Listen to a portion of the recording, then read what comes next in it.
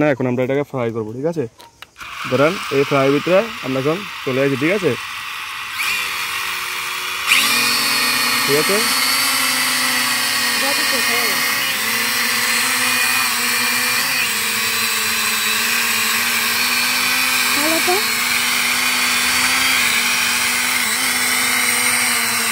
দেখছেন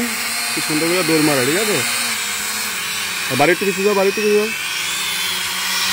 যদি আপনারা এটা উড়াতে চান তাহলে বলবেন আর অবশ্যই এটা কিন্তু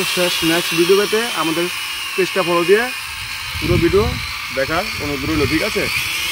এখন আমরা ক্যামেরা যেদিকে পাঠাবো এটা কিন্তু সেই দিকেই থাকবে ঠিক আছে দেখেন ক্যামেরা ভিতরে সব কিছু দেখা যেতে ঠিক আছে ওই চোর দেখা যায় ঠিক আছে দেখছো হ্যাঁ তো খালো তো একটু দেখতাম বলে খালো তো ঠিক আছে